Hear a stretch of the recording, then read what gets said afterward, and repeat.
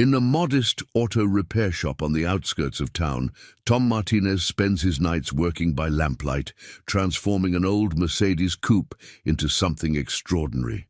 His skilled hands craft specialized controls and a custom lift system, though he can barely afford the parts. During the day, he knows her only as Ms. Sarah, a quiet woman in a wheelchair who dreams of driving again. What he doesn't know is that she's Sarah Thorne, the reclusive tech heiress worth billions, traveling incognito to find something money can't buy: genuine kindness. While Tom's creditors circle and bills pile up, he pours his heart into every weld and wire, determined to give one person back their freedom. But what happens when she returns to drive his creation? What will this lonely billionaire do when she discovers true compassion in the most unexpected place? Before we jump back in, tell us where you're tuning in from. And if this story touches you, make sure you're subscribed, because tomorrow I've saved something extra special for you. The morning sun hadn't yet risen when Tom Martinez's key turned in the shop's rusty lock.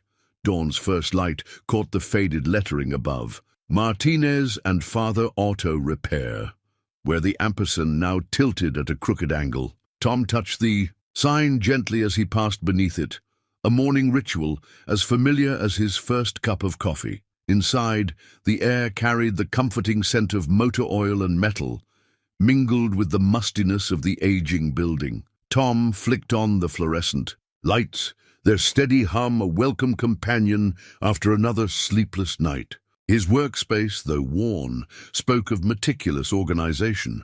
Tools arranged with precision, each surface clean despite decades of use. "Dad always said a clean shop means a clear mind," he murmured, running his hand along the smooth surface of his father's old workbench.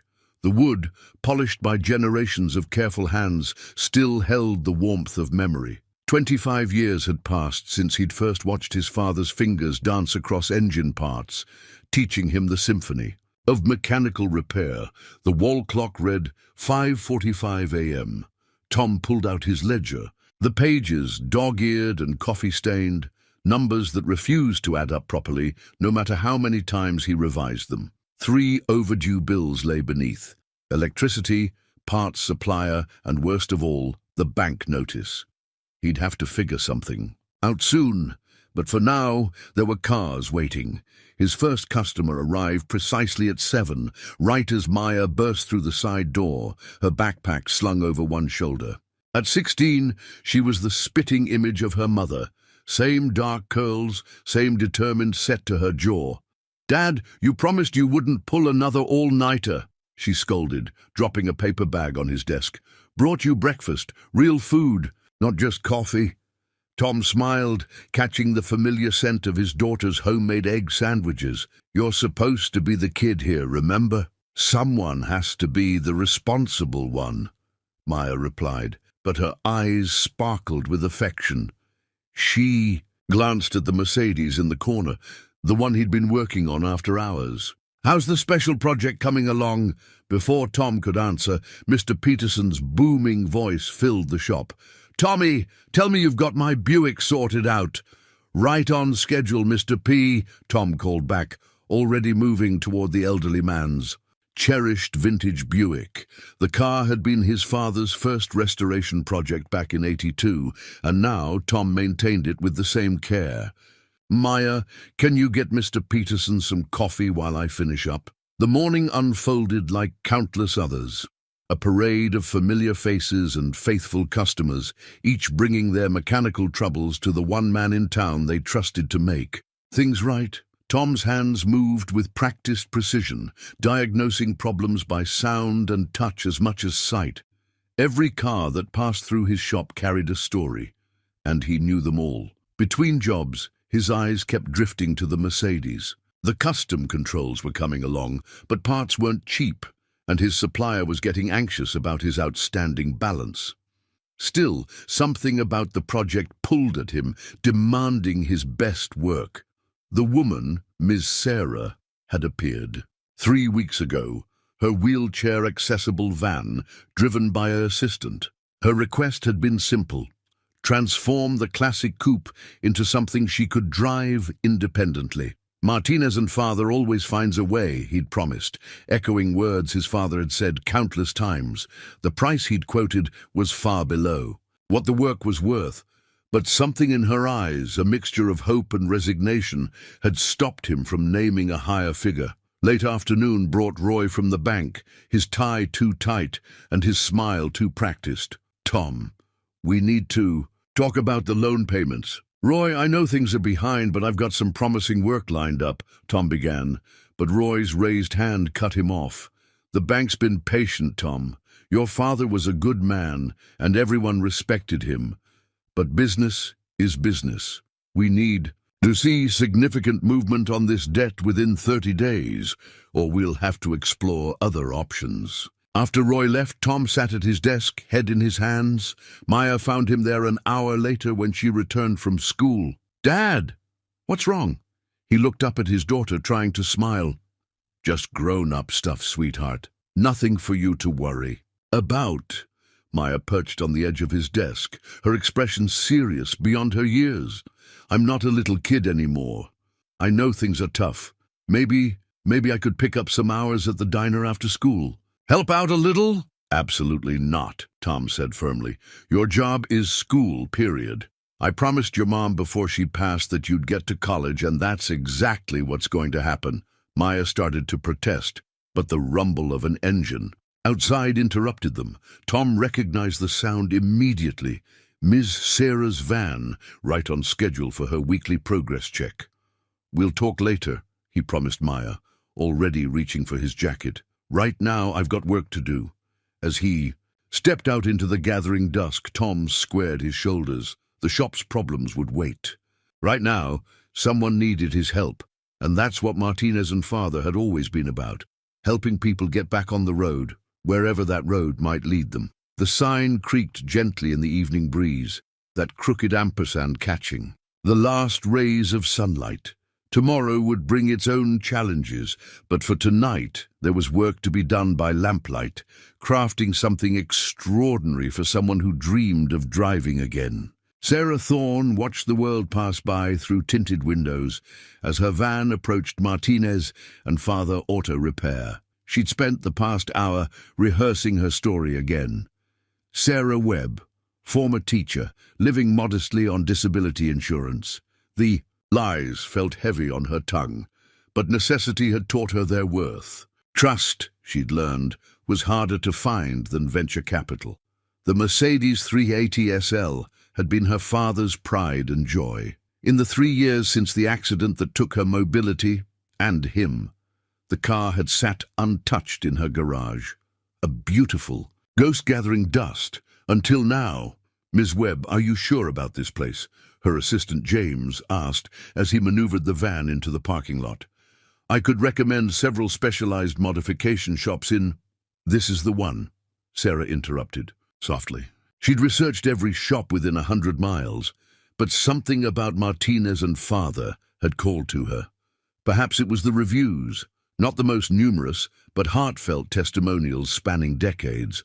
Or maybe it was the photo on their modest website.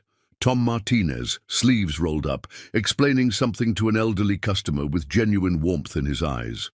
The shop's exterior matched its online presence, unpretentious but well-maintained. Sarah smoothed her simple cotton dress, checked that her grandmother's old watch was the only jewelry she wore, and nodded to James to help her with the wheelchair. Tom Martinez emerged from the shop as they approached, wiping his hands on a red shop rag.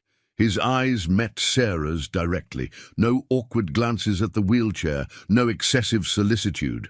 Just a straightforward, "Good evening, Ms. Sarah, ready to see how your car's coming along?"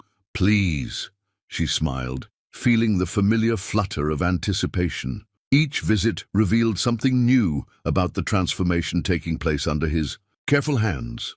Inside, the Mercedes sat in a pool of overhead light, its classic lines unchanged but its purpose slowly evolving. Tom wheeled her right up to the driver's side, explaining his latest modifications with quiet enthusiasm.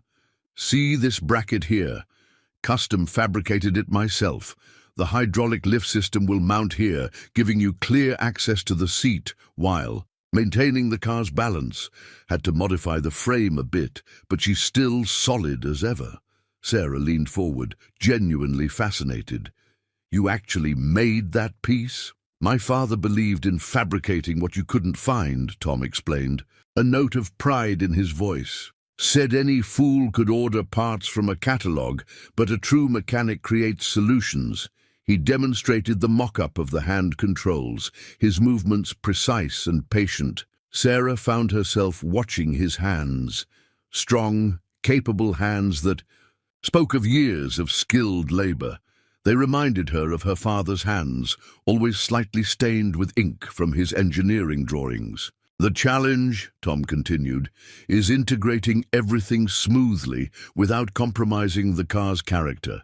These old Mercedes, they have a soul to them. Don't want to lose that. You sound like my father, Sarah said before she could stop herself. He used to say, machines have personalities. Smart man, Tom smiled. Was he a mechanic too? Sarah hesitated, the truth pressing against her carefully constructed story. An engineer, she said finally. He passed away a few years ago. Something in Tom's expression shifted, a flash of shared understanding. Lost my father 5 years back. Still find myself turning to ask his opinion sometimes.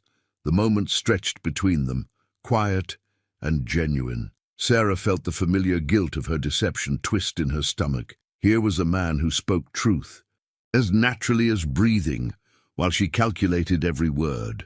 Their conversation was interrupted by quick footsteps and the appearance of a teenage girl, Tom's daughter Maya, Sarah recalled from previous visits. The girl carried a textbook and wore a slightly harried expression. Dad, I hate to interrupt, but I'm stuck on this physics problem and it's due tomorrow. Go ahead, Sarah said quickly. I should be heading back anyway. But Maya's eyes had fallen on the Mercedes, particularly the custom bracket Tom had been explaining. Wait, is that a modified Class 1 lever system? We're studying mechanical advantage in physics. Tom laughed. Maybe we can help each other out here. Miss Sarah, would you mind if Maya took a look? Might help with her homework. The next 15 minutes were spent with Maya sketching force diagrams, while Tom explained how the lift system would work.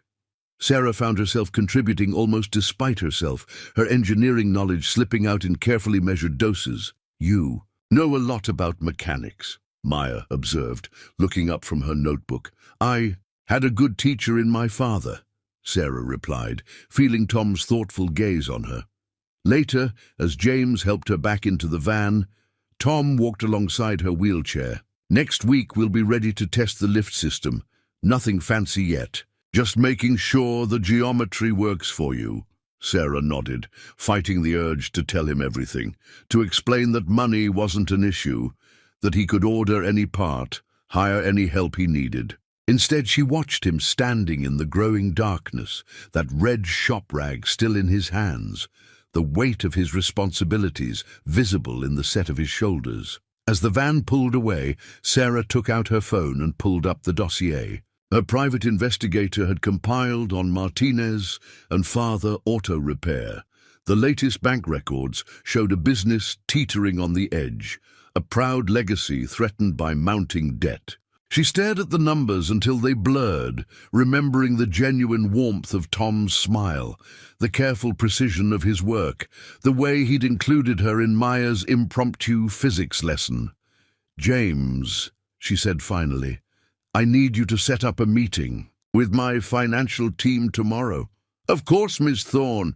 May I ask why? Sarah watched the shop disappear in the side mirror, that old sign still barely visible in the gathering dusk. Because sometimes, she said softly, the best investments aren't listed on any stock exchange. Late into the night, Tom sat at his father's old drafting table, the surface illuminated by a single articulated lamp. Scattered around him were dozens of hand-drawn sketches, detailed technical drawings showing every aspect of the Mercedes' transformation.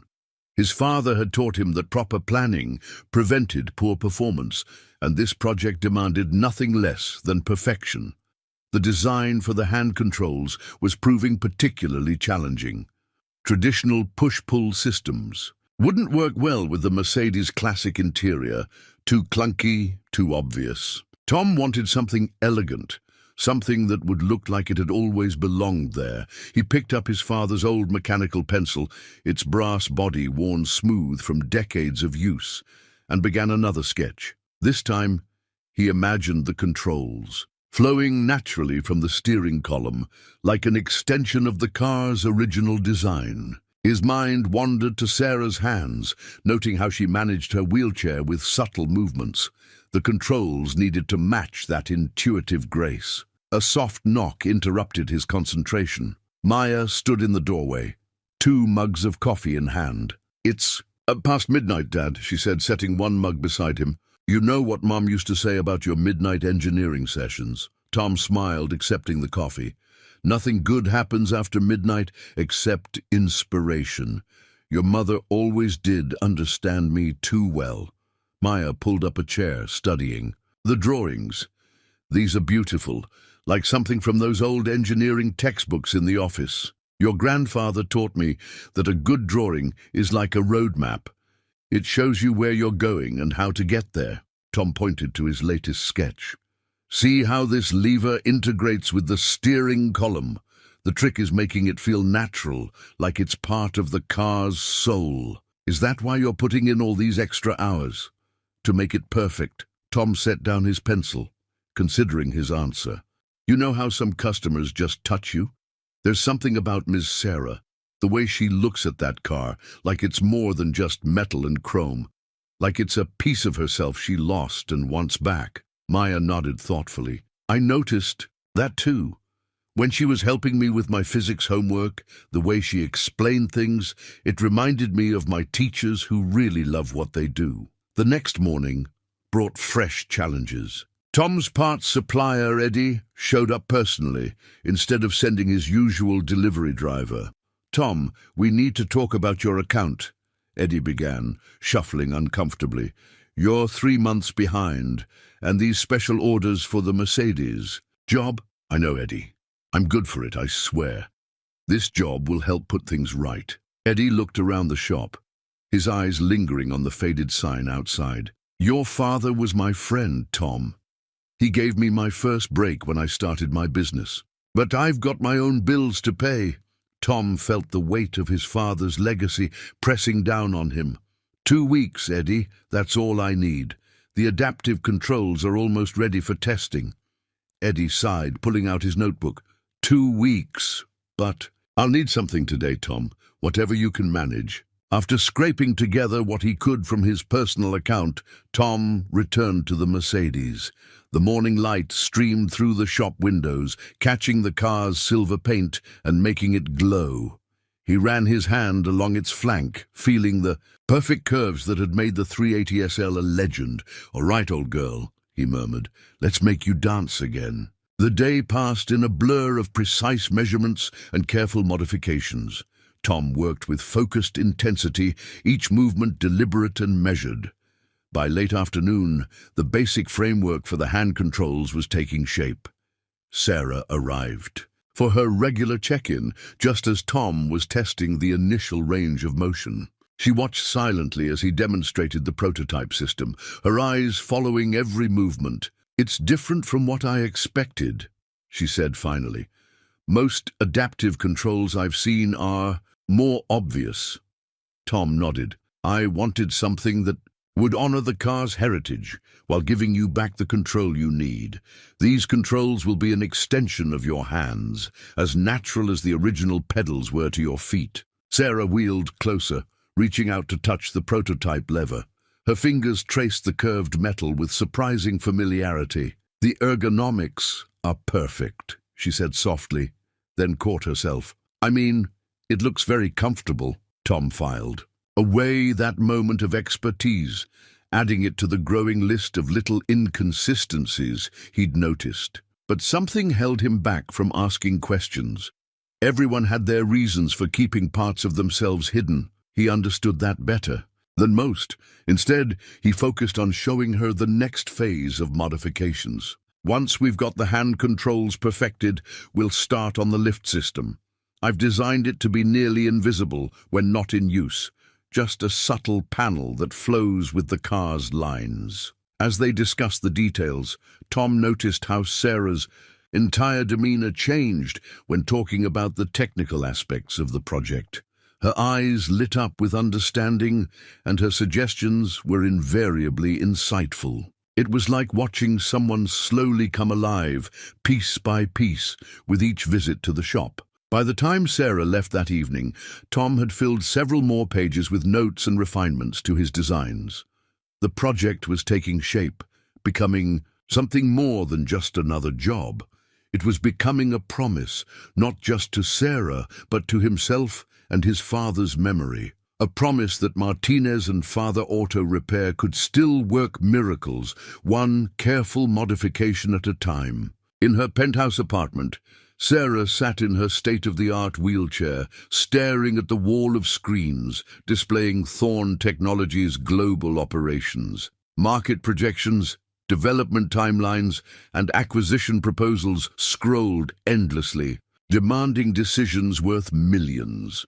But her thoughts kept drifting back to a humble auto repair shop and the honest eyes of a mechanic who saw only Ms. Sarah, the former teacher. "Your 3 p.m. board meeting starts in 10 minutes, James reminded her, setting down a fresh cup of tea. "Shall I connect you remotely?" Sarah wheeled away from the screens. "Cancel it. Tell them I'm conducting field research for our adaptive technology division." It wasn't entirely a lie. Every visit to Martinez and Father taught her something about practical accessibility that her R&D team's focus groups had missed. Tom's intuitive approach to the Mercedes modifications had already inspired 3 patent applications, filed quietly through subsidiary companies. She moved to the window, her reflection ghosting against the city skyline, the simple cotton dress she wore to the shop hung in her closet, a costume for a role she was finding increasingly difficult to play. Beside it, her usual designer wardrobe seemed like it belonged to another person entirely.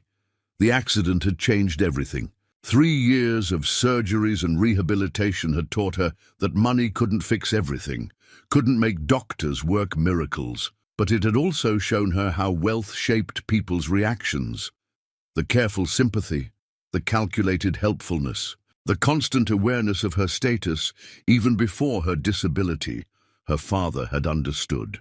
In his last moments, trapped in their ruined car, he had squeezed her hand and whispered, "Remember, Sarah girl, true worth isn't in what we own, but in what we create for others." She'd built Thorn Technologies' adaptive technology division in his memory, but somewhere along the way, spreadsheets and profit margins had replaced the pure joy of engineering she'd shared with him, until she'd found Martinez and Father. Sarah pulled up the latest report from her private investigator on her tablet.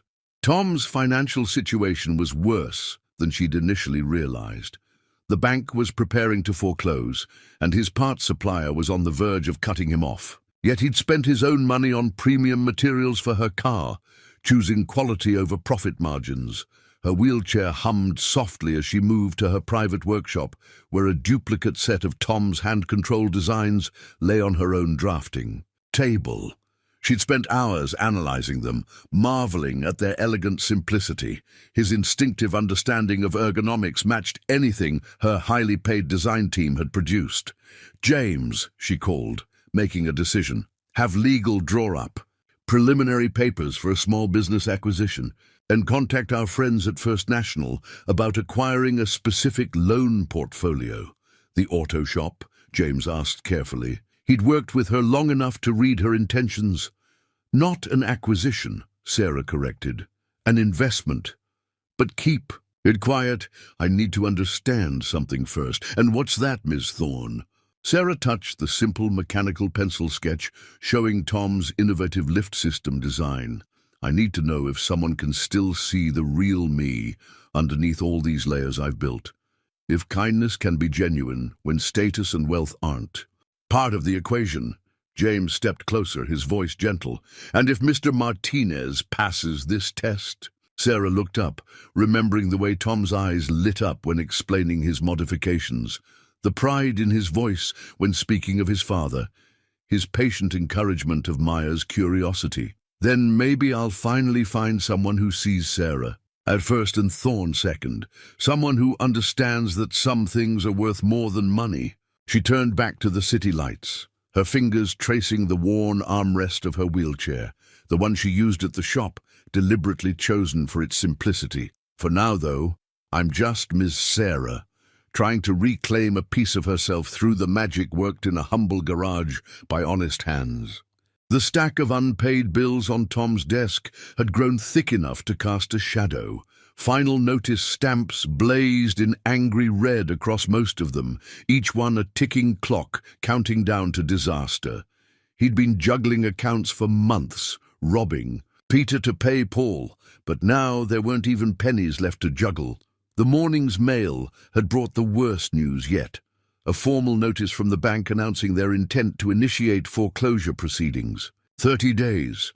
After 3 generations, Martinez and Father Auto Repair could disappear in just 30 days. "Morning, Mr. Martinez." Carlo's cheerful voice cut through Tom's dark thoughts. The teenager had been coming by every morning for weeks, watching Tom work on the Mercedes while waiting for his school bus. "How's the lift system coming along?" Tom managed to smile, tucking the notices into his drawer. "Making progress, Carlo. Want to take a look?" Carlo's eyes lit up as Tom showed him the latest modifications. The boy had a natural mechanical aptitude that reminded Tom of Maya at that age. "See how this bracket distributes the weight? Engineering isn't just about making things work, it's about making them work gracefully. Like a dance," Carlo nodded, understanding immediately. "My abuela says the best machines have rhythm." "Your grandmother's a wise woman." Tom demonstrated the smooth motion of the prototype lift, every part working in harmony with every other part. If only his finances could work so harmoniously. The parts for Sarah's car had eaten deeply into his emergency reserves, but he couldn't bring himself to regret the quality of materials he'd chosen. Some things you simply couldn't compromise on. The morning rush brought its usual parade of minor repairs and oil changes, bread and butter work that kept the lights on, or used to, before parts costs had skyrocketed and customers had started stretching their maintenance intervals to save money. By afternoon, even his most loyal customers could sense something was wrong. Mrs. Henderson, who'd been bringing her Volvo to the shop since Tom's father's time, lingered after paying her bill. "Tommy," she said softly, "I was talking with the ladies at Bridge Club. We've heard rumors about the bank." She pressed an envelope into his hand. "It's not much, but we all pitched in. Consider it an advance on future repairs." Tom's throat tightened as he felt the envelope's weight. "Mrs. Henderson, I can't." "You can and you will," she interrupted firmly. "Your father helped us all out when times were tough. Now it's our turn." The envelope contained nearly $2,000 in cash, a generous gesture that touched his heart, but barely dented the mountain of debt he faced. Still, it reminded him that Martinez and Father had always been more than just a business. It was part of the community's fabric. Later, while replacing a timing belt, Tom heard Maya's voice raised in argument with someone out front. He emerged from under the hood to find Roy from the bank standing in the office, his tie as perfectly knotted as ever. "The timeline isn't negotiable, Tom," Roy was saying. "The bank has been more than patient." "Patient," Maya interrupted, her voice sharp with teenage indignation. "My dad works harder than anyone I know. He's helped half the people in this town keep their cars running when they couldn't afford repairs elsewhere." "Maya," Tom said quietly, "homework time." She started to protest but recognized his tone. With a final glare at Roy, she grabbed her backpack and retreated to the office. "She's right about one thing," Roy said after she'd gone. You do good work, Tom. But good work isn't enough anymore. The bank needs hard numbers, not goodwill." After Roy left, Tom found himself standing before his father's old tool chest. Each drawer contained precision instruments acquired over a lifetime of work, tools that had built this business from the ground up. The thought of them being sold off in a bankruptcy sale made his stomach turn. The Mercedes sat silently in its bay, half-completed modifications gleaming under the shop. Lights. Tom ran his hand along its sleek flank, feeling the cool metal beneath his fingers. The car represented everything Martinez and father stood for: quality work, innovative solutions, and the simple human dignity of helping someone regain their independence. "What would you do, Dad?" he whispered to the empty shop. But the only answer was the quiet ticking of cooling engines and the distant sound of Maya's pencil scratching against paper as she worked on her homework, trusting him to keep their world from falling apart. The hydraulic system wasn't cooperating. Tom stood back from the Mercedes, wiping sweat from his forehead with his sleeve as he studied the partially installed lift mechanism. Something wasn't right.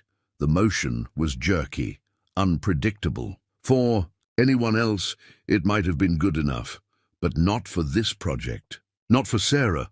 The shop was quiet, the kind of silence that only exists in the deep hours of night. A half-empty cup of coffee had gone cold on his workbench, and the clock on the wall showed just past midnight. The prototype lift arm hung suspended over the driver's seat like a mechanical question mark. "Talk to me," Tom murmured to the car, an old habit learned from his father. "What am I missing?"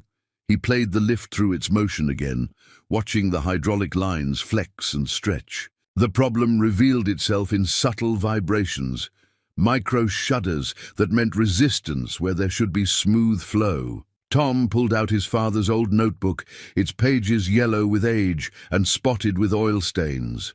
Among the handwritten notes and diagrams, he found what he was looking for: a section on hydraulic system harmonics. His father had written, "Remember, fluid wants to flow like water in a stream. If it fights you, you're trying to make it go somewhere it doesn't want to go." The answer hit him like a bolt of lightning. He'd been thinking about the lift system as a mechanical problem, but it was really about flow dynamics, the hydraulics. Lines needed to follow natural curves, not the angular paths he'd originally designed. Working with renewed energy, Tom began redesigning the hydraulic routing. He curved the lines gracefully around existing structures, like a river finding its path through a landscape. Each bend and transition was carefully calculated to maintain constant pressure without restriction. "Dad would love this," he whispered, making another adjustment. The solution was elegant in its simplicity, no extra parts needed, just a better understanding of how things wanted to work naturally. As he worked, Tom's mind wandered to Sarah's latest visit. She had watched him demonstrate the original prototype with such focused attention, her eyes following the movement of each component. There had been something in her expression, not just interest, but understanding, like she could see the mathematics behind the motion. The new design took shape under his hands. By 3 in the morning, Tom had completely reimagined the hydraulic system. The lift arm now moved with liquid grace, rising and falling in one smooth motion. He tested it repeatedly, making minor adjustments until the action was perfect. But the hydraulics were only part of the challenge. The hand controls needed to work in harmony with the lift system, creating a seamless transition from wheelchair to driver's seat. Tom found himself thinking about how Sarah managed her wheelchair, the efficient economy of her movements, the way she'd adapted to her circumstances with quiet determination. The answer came to him as he was sketching another design variation. The controls needed to adapt to her, not the other way around.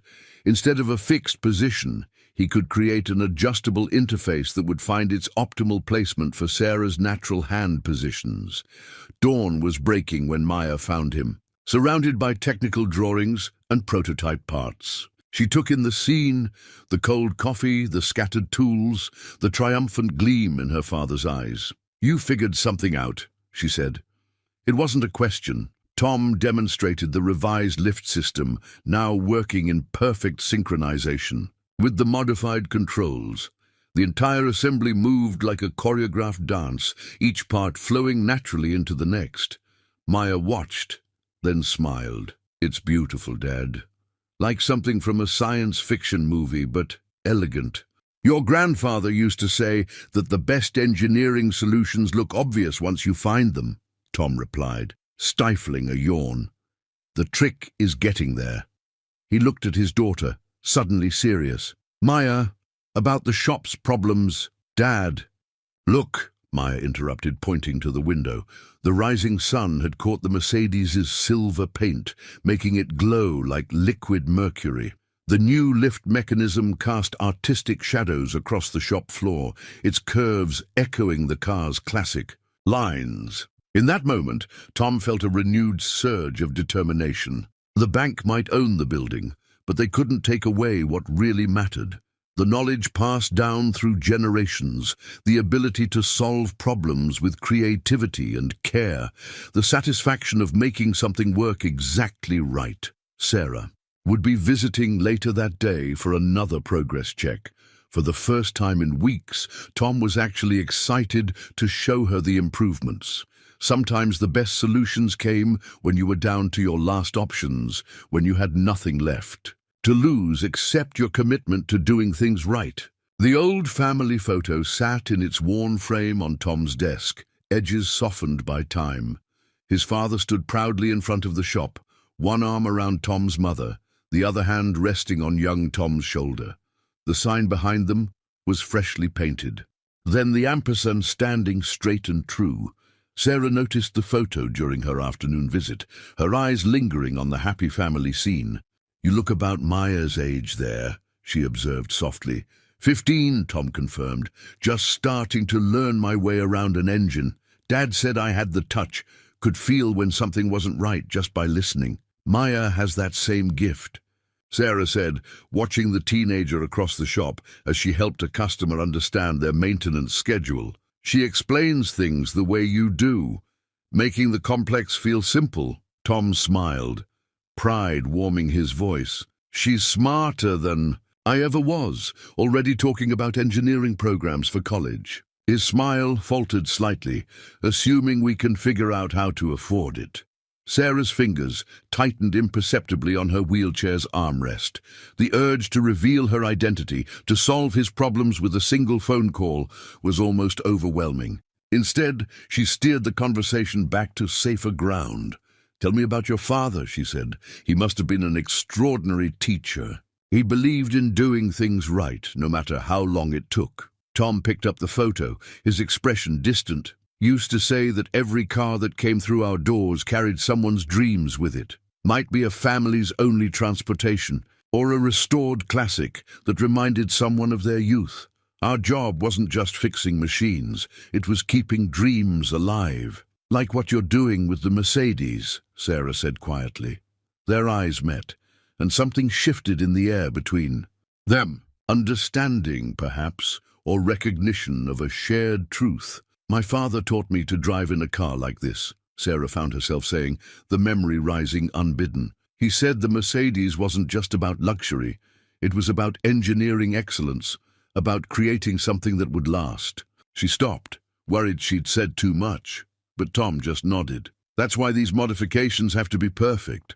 Not just functional, but worthy of the car's heritage, and worthy of giving you back that connection." Maya approached, carrying a stack of invoices. "Dad, I organized today's paperwork, but—" She hesitated, glancing at Sarah. "It's okay," Tom assured her. "Miss Sarah knows things are tight right now." Maya set down the invoices.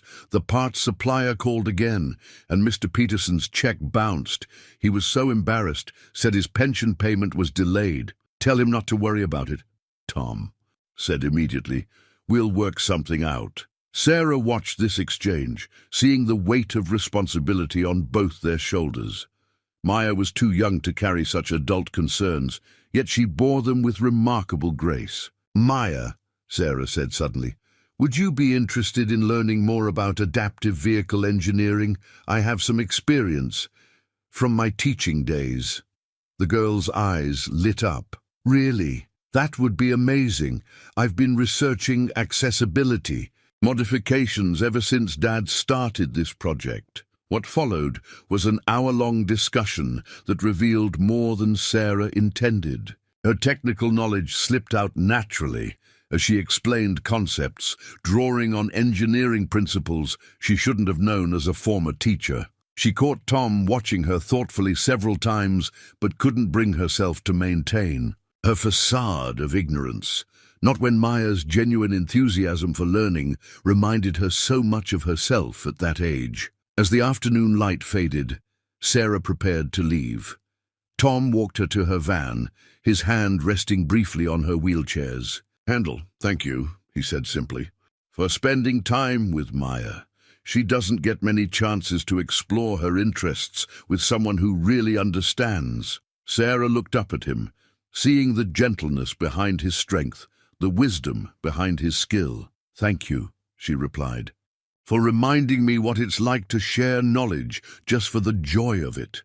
They stayed there a moment longer than necessary, both aware of words unspoken, truths unhidden. The shop's old sign creaked gently in the evening breeze, casting long shadows across the parking lot, like time itself stretching between them. The morning of the test drive dawned clear and cool. Tom had been at the shop since before sunrise, checking and rechecking every modification on the Mercedes. The custom steering controls gleamed under the shop lights, each component polished to perfection. The hydraulic lift system stood ready, its elegant curves a testament to countless hours of refinement. Maya helped him clear the shop floor, creating a clean space for the first transfer test. "Everything looks perfect, Dad," she assured him, noting his nervous adjustments to already perfect alignments.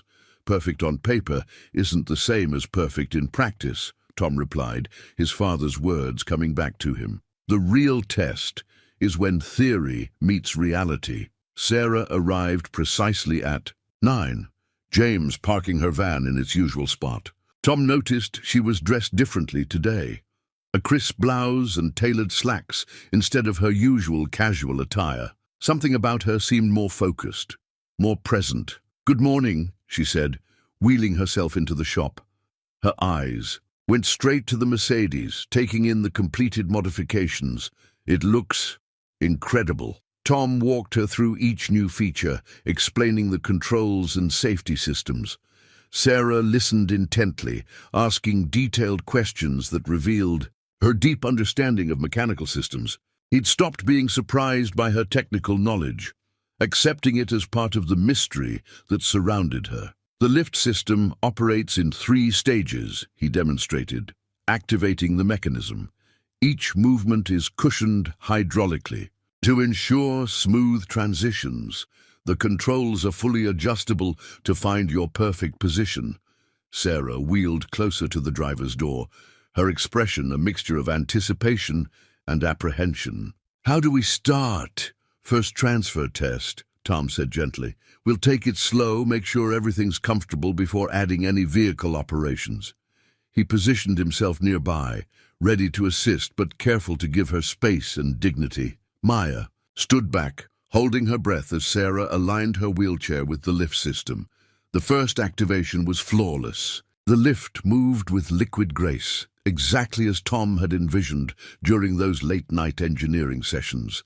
Sarah's wheelchair locked securely into position, and the transfer platform extended with precision. But as Sarah began to shift herself toward the driver's seat, she hesitated. Tom saw a flash of something in her eyes. Not fear, exactly, but memory. Her hands gripped the transfer supports tightly. "The last time I was in this car," she said softly, almost to herself, "was the day of the accident." The shop fell silent. Tom moved closer, not touching, but present. "Sarah," he said, dropping the formal miss for the first time, "we can stop any time. This is your journey, at your pace." She shook her head, determination replacing uncertainty. "No, I need to do this. I need to—" She took a deep breath. "I need to find myself again." The transfer resumed. Sarah moved with practiced efficiency, but Tom could see the emotional weight of each motion. When she finally settled into the driver's seat, Her hands found the custom controls naturally, as if they'd been designed specifically for her grip, which Tom realized they had been. "How does it feel?" he asked, watching her explore the new interface. "Like coming home," Sarah whispered. Her fingers traced the steering wheel, the modified controls, the familiar dashboard, but home with new furniture. Tom smiled at the analogy. "Want to start her up?" Sarah's hand moved to the key, then paused. "Tom, thank you, not just for the modifications, but for understanding what this means." He nodded, recognizing the depth of trust she was showing. "Ready when you are." The Mercedes engine came to life with a purr. Sarah's hands moved to the controls, testing the resistance, feeling how the systems responded to her touch. Tom watched carefully, noting every reaction, every micro-adjustment she made. "The balance is perfect," she said, surprising him with her technical assessment. "The force ratios, the return springs. It's exactly what I would have." She caught herself, but Tom filed away another piece of the puzzle that was Sarah. They spent the next hour making minor adjustments, fine-tuning the controls to her preferences. Sarah's confidence grew visibly with each successful operation. By the time they were ready for the first actual drive test, she was sitting straighter, her movements more assured. "The parking lot is all clear," Maya reported, returning from a safety check. "Ready for the maiden voyage?" Sarah looked at Tom, a new light in her eyes. "Will you ride with me, just in case?" "Wouldn't miss it," he replied, moving to the passenger seat. As he settled in, he caught a faint scent of something familiar, the same perfume his mother used to wear, subtle and elegant. Another small detail that didn't quite fit with Sarah's supposed background, but as the Mercedes slowly moved forward under her control, Tom pushed aside his questions. This moment wasn't about mysteries or revelations. It was about watching someone reclaim a piece of themselves, one careful movement at a time. The bank foreclosure notice landed on Tom's desk like a physical blow. Final warning, 72-hour notice of property seizure. The words blurred before his eyes as he read them again, hoping somehow they'd change. They didn't. Outside his office window, the morning sun caught the shop's sign, highlighting the worn edges and faded paint that he'd been meaning to touch up for years. 3 generations of Martinez men had worked under that sign. Now it would end with him. The phone rang. Eddie, his parts supplier. Tom let it go to voicemail. He already knew what the message would say. The special orders for Sarah's Mercedes had pushed his credit past its limit. No more parts would be coming without payment in full. Maya found him still staring at the notice. An hour later. "Dad, Mrs. Henderson is here for her oil change, and Mr. Peterson wanted to know if—" She stopped, seeing his expression. "What's wrong?" He tried to shield her from the paper, but she was too quick. Her face paled as she read it. 72 hours? But that's not enough time to— "Maya." Tom's voice was gentle but firm. "I need you to go home and start packing up the apartment. Focus on the important things. Photos, documents, your mom's memory box." "No." Maya's chin lifted, so like her mother in that moment it made his heart ache. "We're not giving up. There has to be something we can do." The shop phone rang again. This time it was Roy from the bank. "Tom, I'm calling." "As a friend, the regional manager is coming tomorrow to oversee the property assessment. If you can show some significant payment or a concrete business plan—" "I understand," Tom said quietly. "Thank you for everything, Roy." He spent the morning working, through his regular appointments, trying to maintain a brave face for his long-time customers. Each familiar car that rolled into the shop felt like saying goodbye to an old friend. Mr. Peterson's Buick, Mrs. Henderson's Volvo, young Carlo's beat-up Honda that Tom had kept running on more goodwill than paid repairs. By afternoon, word had spread through the small community. People started dropping by, not for repairs, just to talk, to share memories, to thank him. Some pressed envelopes into his hands, others offered leads on potential investors. The gestures touched him deeply, but the numbers were simply too large to overcome with community goodwill alone.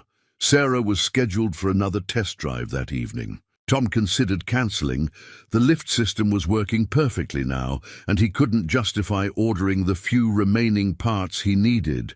But something made him keep the appointment. Maybe he owed her an explanation for why her project would remain unfinished. He was cleaning up the shop, preparing to face her, when Maya burst in from the office. "Dad, come quick. You need to see this." Tom followed her to the small TV they kept in the waiting area. A news report was showing footage of a sleek corporate headquarters. Thorn Technologies' revolutionary new adaptive vehicle control system announced today. The company's CEO, Sarah Thorn, demonstrated the prototype personally. The image switched to a woman in an elegant wheelchair, speaking to reporters outside a modern research facility. Tom's coffee cup slipped from suddenly numb fingers, shattering on the floor. It was Sarah. His Sarah, but transformed. Designer clothes, professional styling, radiating corporate authority. She was demonstrating a control system eerily similar to the one he'd designed for her Mercedes. "The patent was filed 3 weeks ago," Maya said quietly, holding up a printout of the technical documents, "right after you finished the prototype." Tom felt the floor shift beneath his feet. Every lingering question about Sarah suddenly made horrible sense. Her technical knowledge, her careful vagueness about her past, the subtle hints of refinement she couldn't quite hide. "She used us," Maya whispered. "Used you. Stole your design to—" "No." Tom's voice surprised them both with its firmness. "There has to be more to it. Sarah wouldn't—" But he couldn't finish the thought. Did he really know Sarah at all? The woman who had shared technical insights with Maya, who had trusted him to restore her independence, who had looked at him with such genuine appreciation. Was any of that real? The bank notice seemed to burn in his pocket. 72 hours. His life's work, his father's legacy, everything he'd built, about to vanish. And now this betrayal, cutting deeper than any financial wound. The Mercedes sat silently in its bay, gleaming under the shop lights. In its reflection, Tom saw not just his own failures, but the shattered pieces of something else he hadn't even realized he was building. Trust, connection, maybe even love. Sarah arrived at the shop that evening in a different vehicle, a glossy black Tesla adapted with state-of-the-art controls. Her wheelchair was no longer the simple model Tom had grown familiar with, but a sophisticated carbon fiber design that probably cost more than his annual income. James, her assistant, looked uncomfortable as he helped her down the vehicle's built-in ramp. Tom stood in the shop doorway, Maya slightly behind him. The setting sun cast long shadows across the parking lot, the old sign creaking softly in the evening breeze. "I can explain," Sarah said quietly, wheeling herself forward. She pulled an ID card from her jacket. Not the worn teacher's ID she'd shown before, but a sleek corporate badge. "My name is Sarah Thorn. I'm the CEO of—" "We know," Maya interrupted, her young voice tight with hurt. "We saw you on the news. Saw your patent filing, too." Sarah flinched at the accusation in Maya's tone. "The patent isn't what you think. If you'll let me—" "Why?" Tom's single word cut through the tension. He hadn't moved from the doorway, his expression unreadable in the gathering dusk. Sarah wheeled closer, her practiced corporate poise cracking.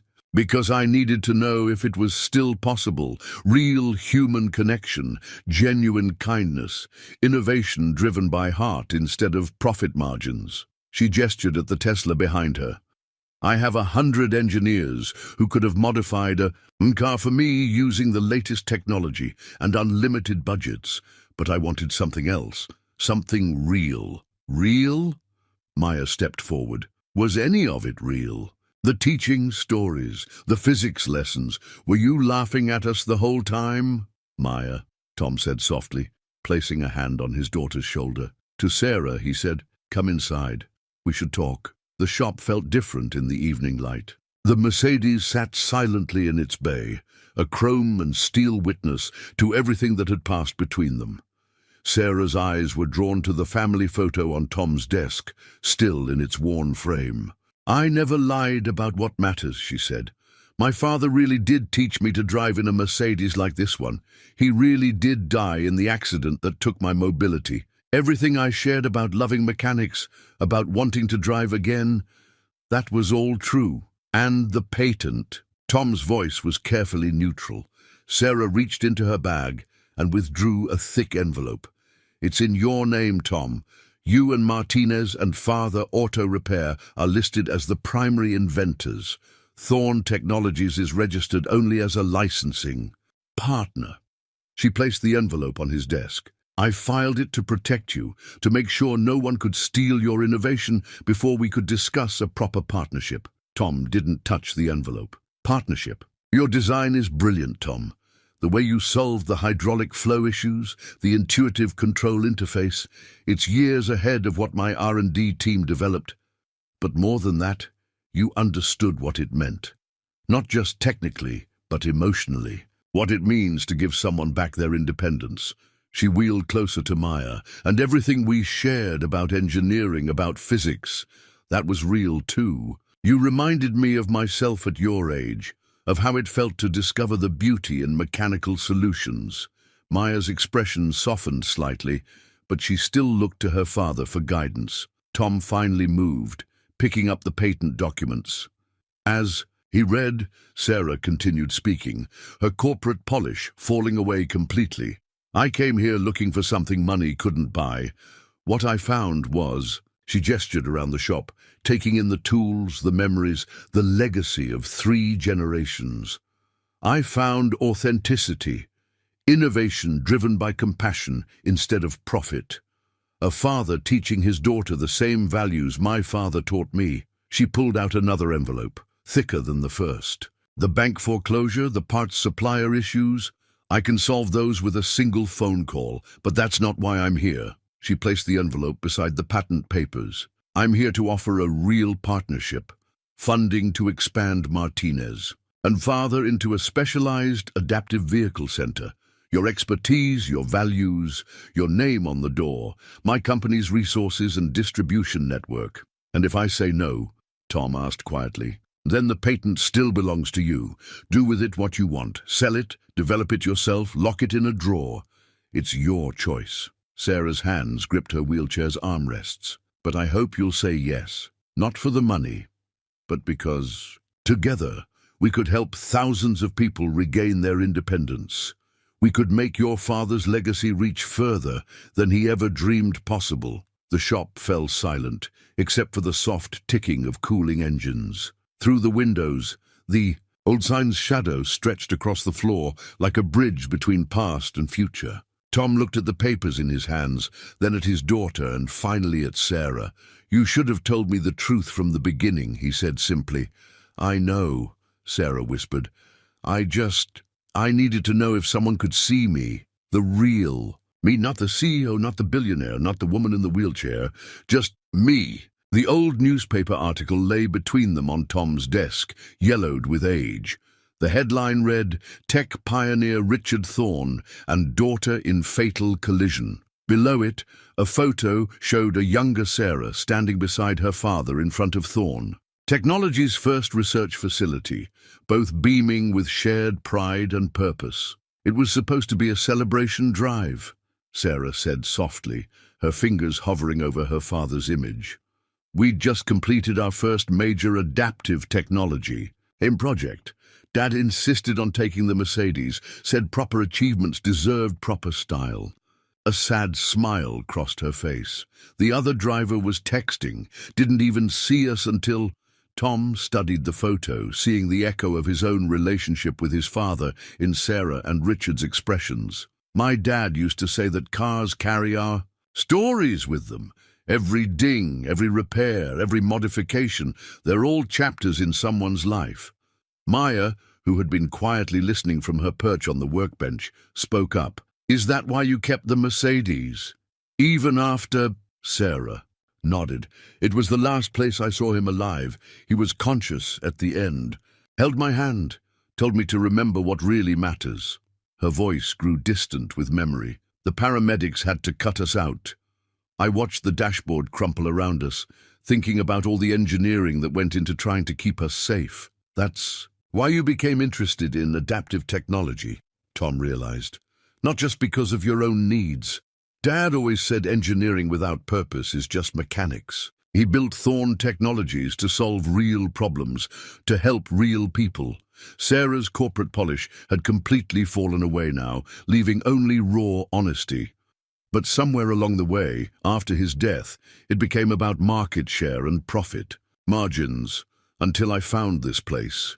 She gestured around the shop, taking in its lived-in character, its history written in tools and oil stains and memories. You reminded me what it was like when Dad and I worked in our garage, solving problems, just because they needed solving. When I saw how you approached the Mercedes modifications, not as a technical challenge, but as a way to give someone back their dignity, you could have just told me the truth, Tom said, but his voice had lost its edge of hurt. Could I? Sarah asked. When was the last time someone treated you differently because of your bank account, or looked past Maya's abilities because of your financial struggles? She smiled sadly. Money changes everything it touches, Tom, usually not for the better. Maya slid off the workbench and approached Sarah's wheelchair. The physics problems we worked on, you weren't just humoring me, were you? You really loved teaching. It was the best part of my week, Sarah admitted. Watching you understand complex principles, seeing that same excitement I used to feel. It reminded me who I used to be, who I still want to be. Tom picked up the partnership proposal, turning it over in his hands. And this? What's this really about? It's about taking what we created here, your innovation, your values, your way of solving problems, and making it available to people who need it. Not as a luxury product, but as a basic right. Sarah's voice grew passionate. Think about it, Tom. How many other people are out there, dreaming of driving again? How many small shops could become specialized adaptive centers, using your designs and methods? She paused, then added softly, and maybe it's about something else too. About two people who lost their fathers, but kept their dreams alive. About finding someone who sees you for who you are, not what you own or what you've lost. The evening light filtered through the shop windows, casting warm patterns across the Mercedes silver paint. Tom looked at his daughter, seeing the spark of possibility in her eyes. He thought about his father's words about keeping dreams alive, about doing things right no matter the cost. If we did this, he said slowly, the shop stays in my name. We keep serving our regular customers. No corporate takeover, no changing who we are or how we work. Wouldn't dream of it, Sarah replied. Martinez and Father isn't just a name. It's a philosophy, one that Thorn Technologies needs to remember.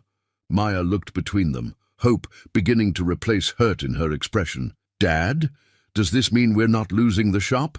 Tom met Sarah's eyes, seeing in them the same mix of professional respect and personal connection that had drawn him from the beginning. No, Maya. I think it means we're about to make it everything your grandfather always dreamed it could be. Dindan, business plan spread across Tom's workbench, was unlike anything he'd ever seen. Detailed architectural renderings showed Martinez and Father transformed into a state-of-the-art, adaptive vehicle center, but with its classic character carefully preserved. The old sign remained, restored but unchanged, a testament to the shop's heritage. The initial investment would modernize your equipment and clear all existing debt, Sarah explained, pointing to the financial projections. But the real opportunity is here. She indicated a section titled Training and Development Center. You want to teach other mechanics? Tom asked, studying the plans. I want you to teach them, Sarah corrected. Your approach to adaptive modifications is unique, Tom. You consider the whole person, not just the technical requirements. That's something that can't be learned from a manual. Maya leaned over the drawings, her eyes bright with excitement. Look, Dad, a proper engineering station with 3D modeling capabilities. And this space here could be a customer consultation area where people can discuss their specific needs. The shop would serve as a prototype, Sarah continued.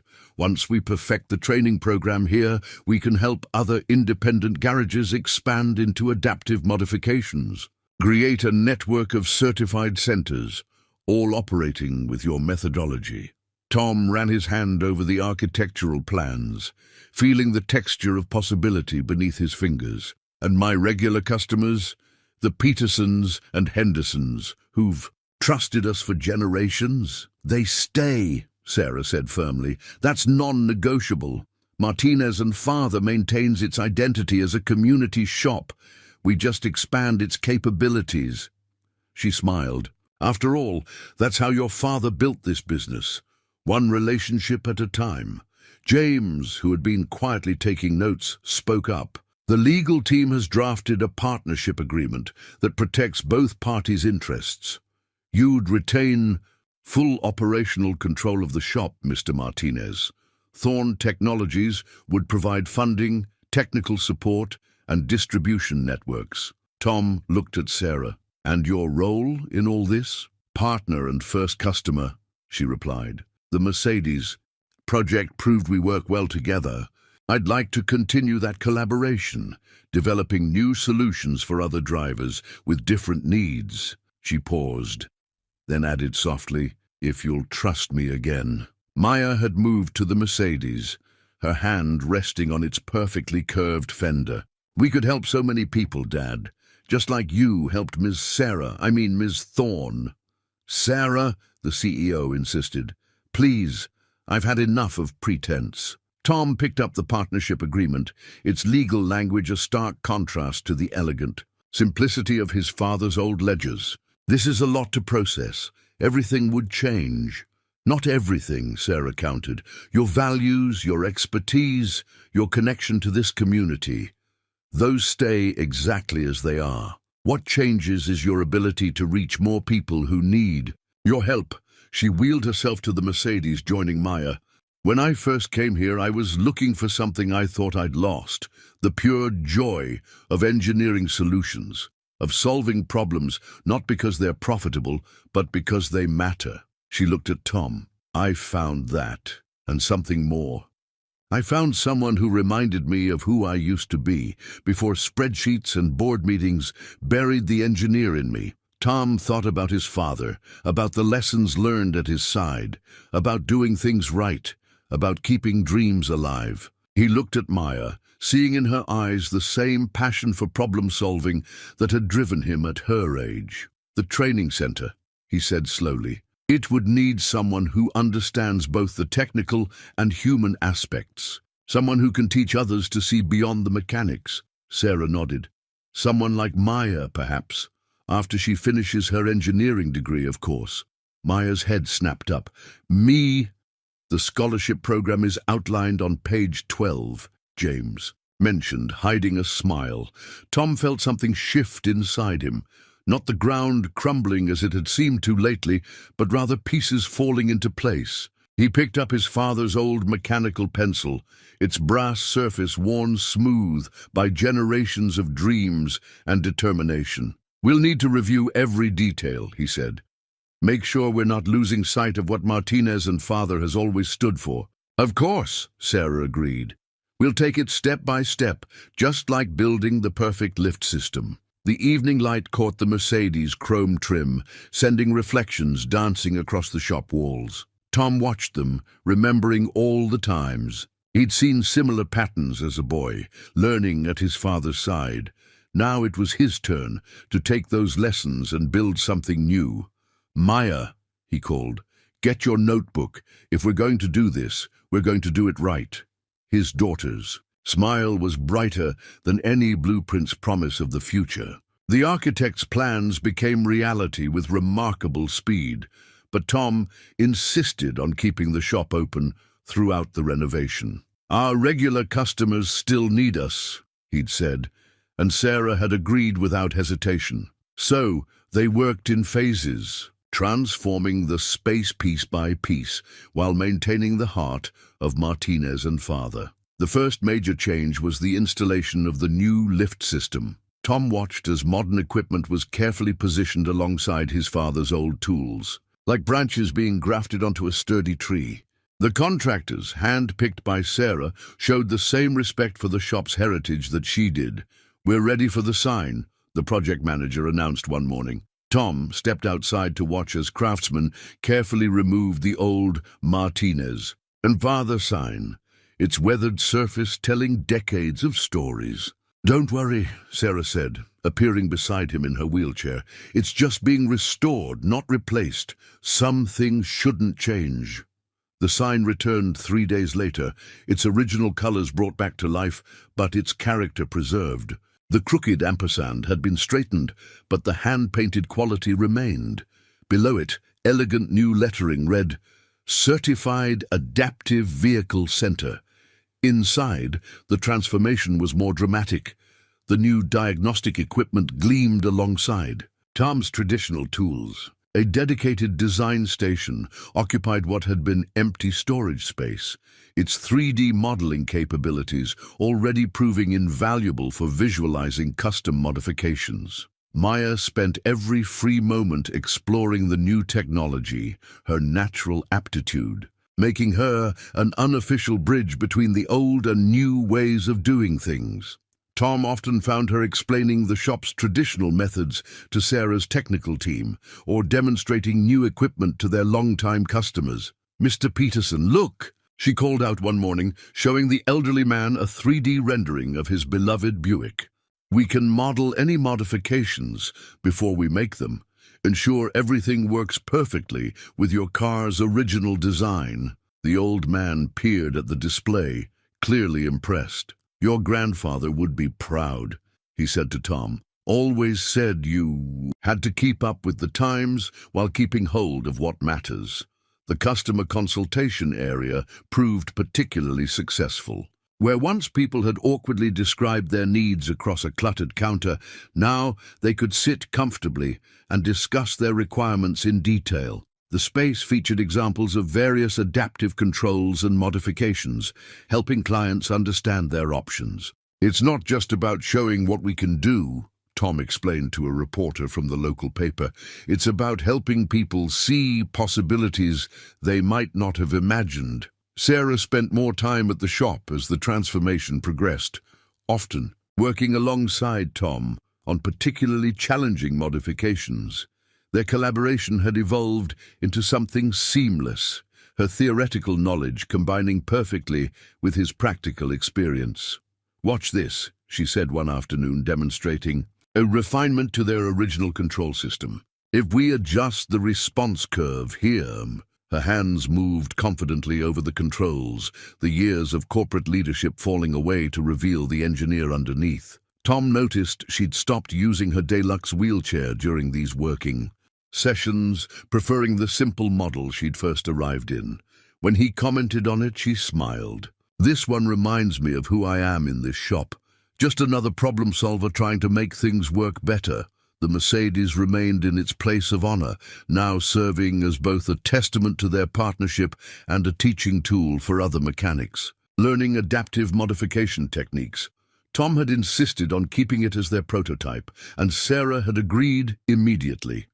"Besides," she'd said, running her hand along its gleaming flank, "this car has earned its place here. It brought us together, didn't it?" The community's response to the changes exceeded everyone's expectations. Word spread quickly about the shop's new capabilities, bringing in clients from surrounding states. But it was the reactions of their regular customers that meant the most to Tom. Mrs. Henderson summed it up best after bringing her Volvo in for its regular service.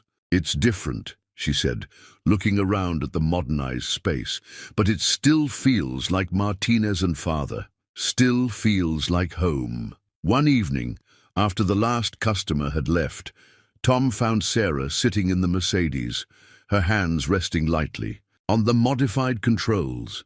The setting sun through the windows cast the same patterns he'd watched all his life, but now they fell across new equipment and fresh possibilities. "Having second thoughts?"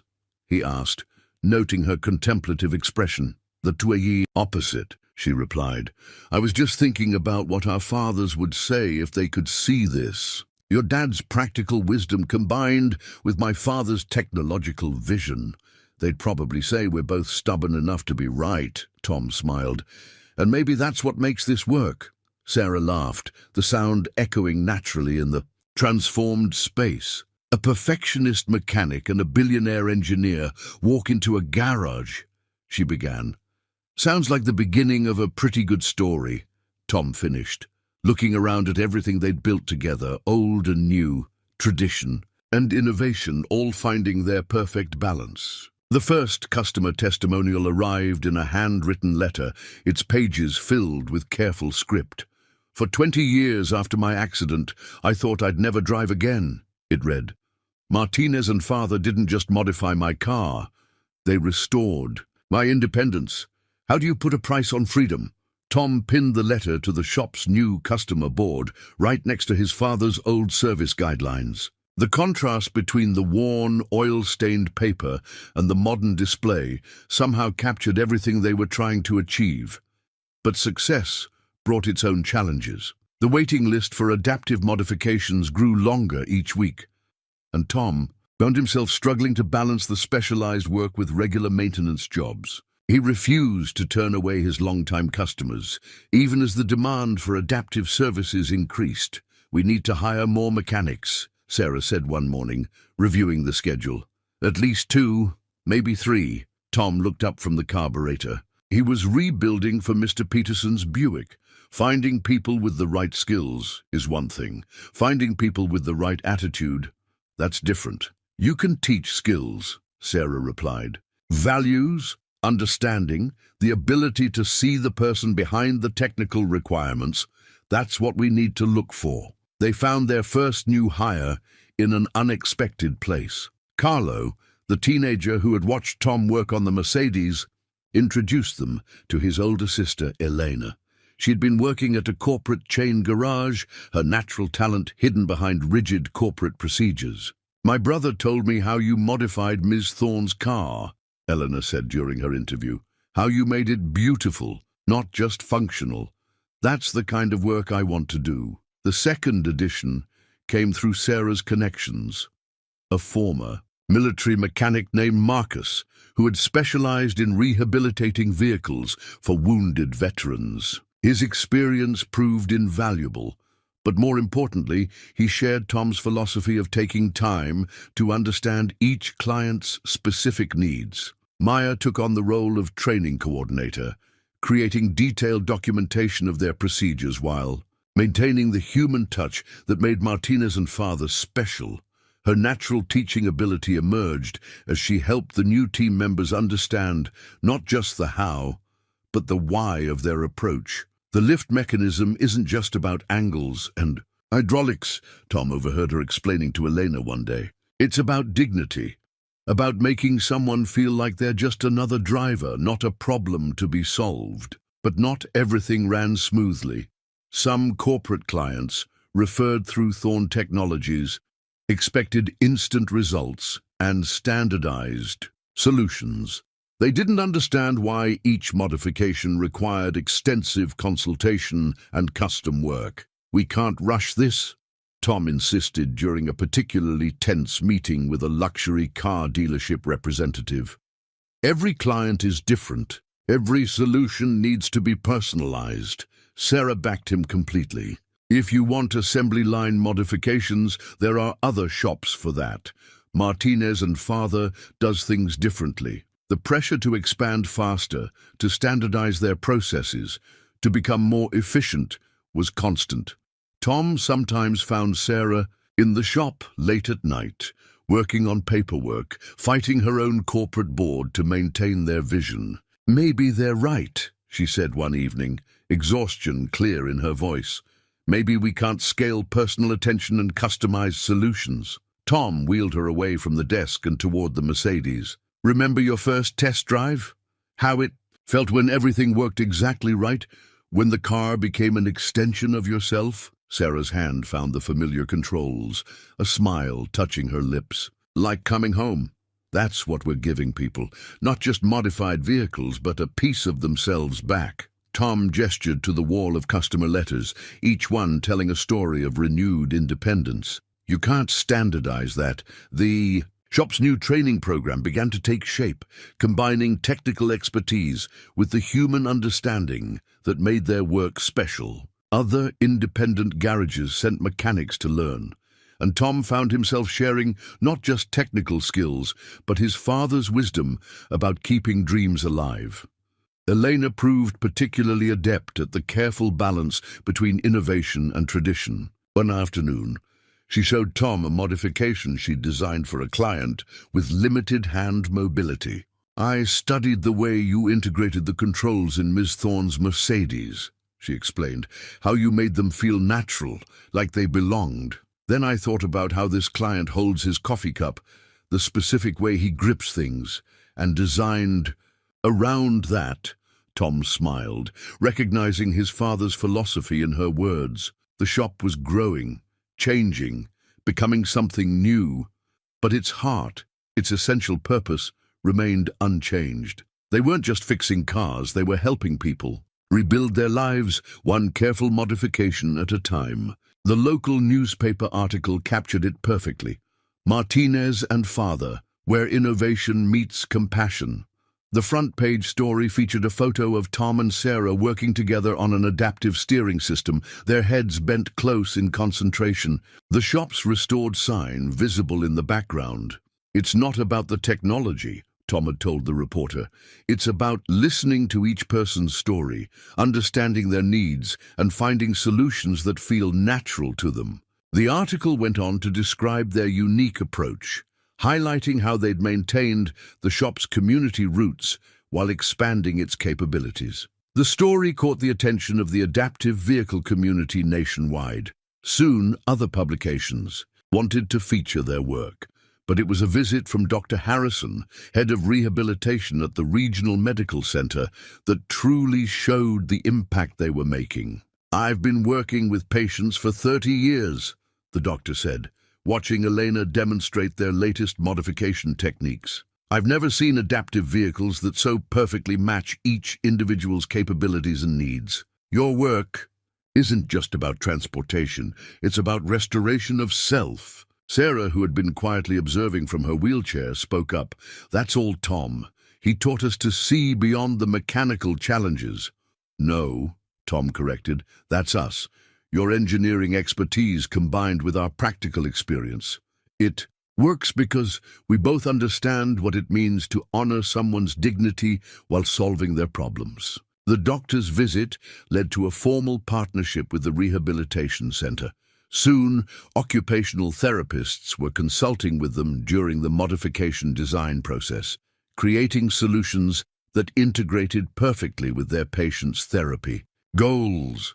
Maya thrived in this collaborative environment. Her natural ability to bridge the technical and human aspects of their work made her an invaluable liaison between the medical professionals and the shop's team.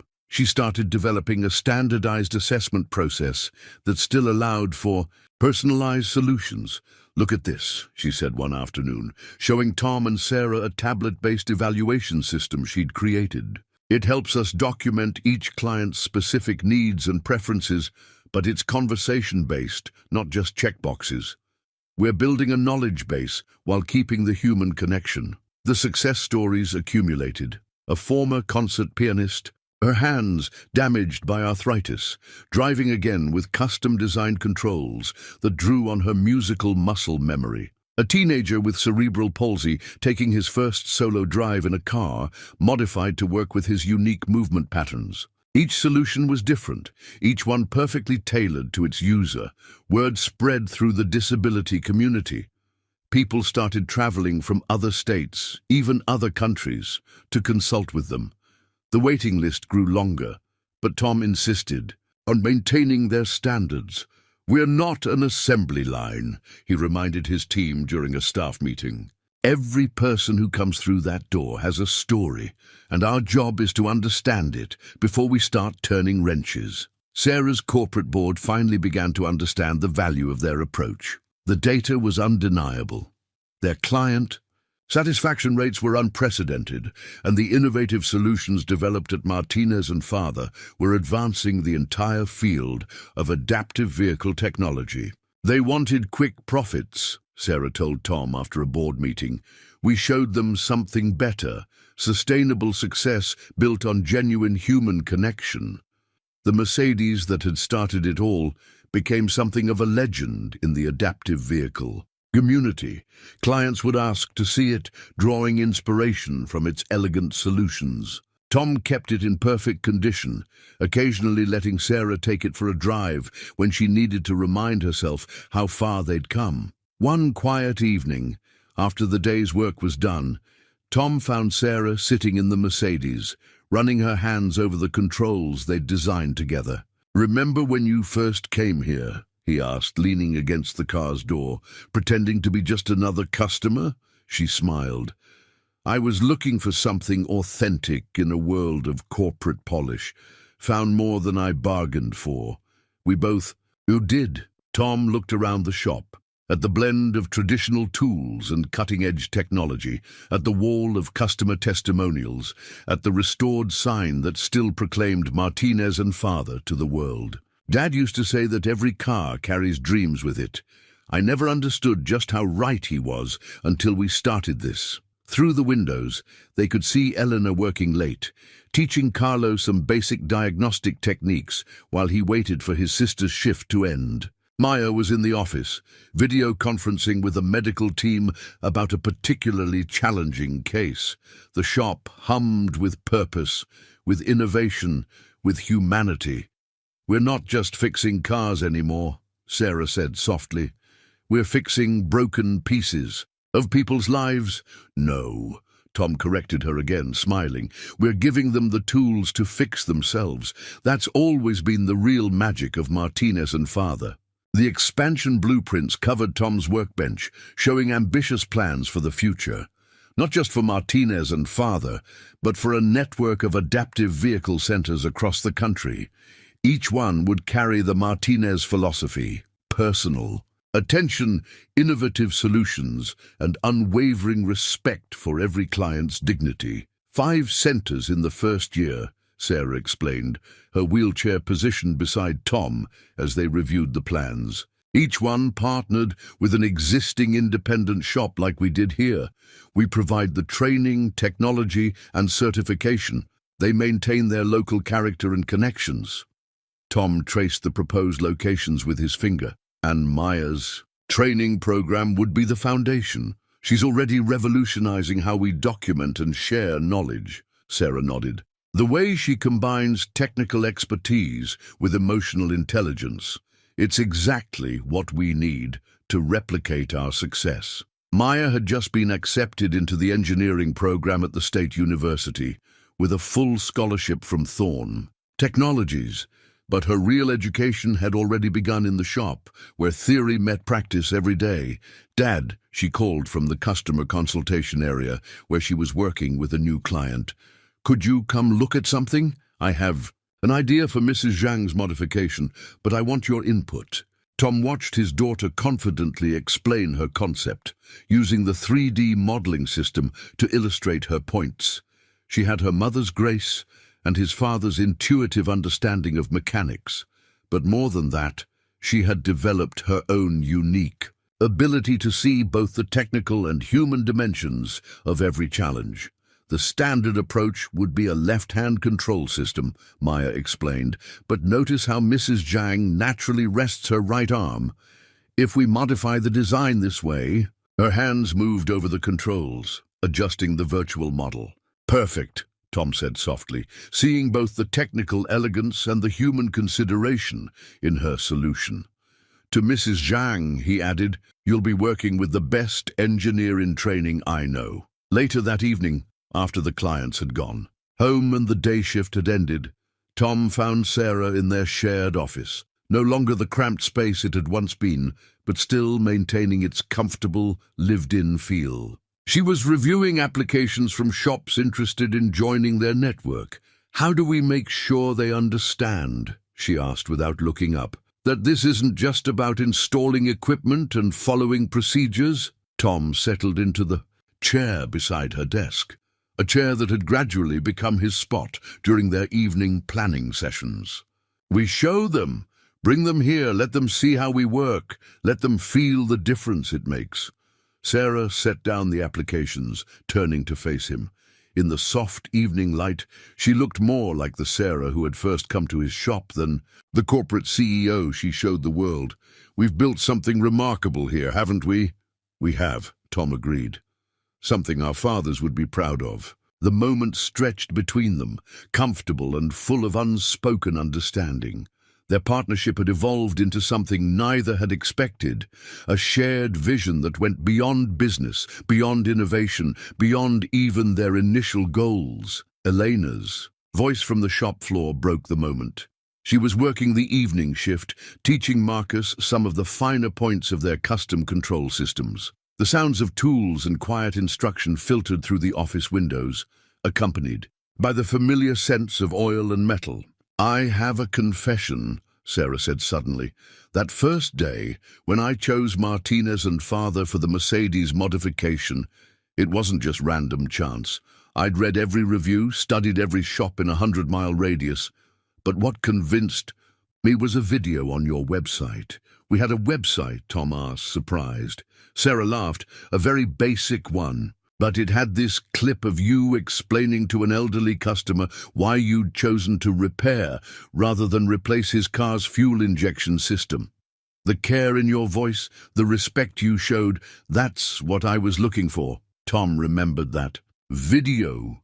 Maya had insisted on recording it for their minimal online presence. "Found what you were looking for then?" "More than that," Sarah said softly. "Found where I belonged. Where we could build something that matters." Through the office window, they could see the shop sign illuminated against the darkening sky. Below it, the new Adaptive Center certification gleamed, but the old Martinez and father lettering still took pride of place. Like everything else they'd built together, it honored the past while embracing the future. The new sign went up on a crisp autumn morning. Martinez Thorn Adaptive Automobiles, nestled beneath the original Martinez and father lettering. It wasn't just a name change, it was a testament to how two different worlds had come together to create something extraordinary. Tom stood in the parking lot, watching the sunrise catch the polished letters. Sarah wheeled up beside him, no longer playing any role except herself. The morning light touched the Mercedes parked in its special spot, their first project, now a symbol of everything they'd built together. "Your father once told me that machines have personalities," Sarah said, her voice soft with memory. "He was right, but it's the people behind them that give them soul." Inside, the shop was coming alive for another day. Elena was training a mechanic from their newest partner garage in Minnesota, while Marcus coordinated with the rehabilitation center about an upcoming client. Maya, home from engineering school for the weekend, was already deep in discussion with a client about their specific needs. The wall of customer testimonials had grown into an inspiration board, filled with photos of people behind the wheels, of their modified vehicles. Each picture told a story of renewed independence, of dignity restored, of dreams kept alive. "We did good, didn't we?" Tom asked, though it wasn't really a question. Sarah reached for his hand, their fingers intertwining. "Naturally. We did better than good. We honored our father's legacies while building our own." Through the windows, they could see Mr. Peterson pulling up in his meticulously maintained Buick, right on schedule for his monthly checkup. Some things hadn't changed, and never would, if Tom had anything to say about it. "Ready to start another day?" Sarah asked, her eyes bright with the same enthusiasm she'd shown during that first test drive. Tom smiled, thinking of all the lives they'd touched, all the stories yet to unfold. The shop had grown far beyond his father's dreams, yet somehow remained exactly what it was always meant to be, a place where problems found solutions, where innovation served humanity, where dreams got the chance to drive again. "You know what Dad always said," Tom replied, holding the door for Sarah's wheelchair. "Every morning brings a new chance to make something work better." The Mercedes caught the morning light, its modified controls gleaming with promise. In its reflection, they could see not just their past, but their future, a future built on trust, innovation, and the simple human dignity of helping people find their way back to independence. Together, they moved into the shop, ready to write the next chapter of their story, one careful modification at a time. The old sign creaked gently in the morning breeze, its restored ampersand standing proud and straight, connecting past to present, father to son, innovation to tradition, and two people who had found in each other exactly what they needed to keep dreams alive and moving forward.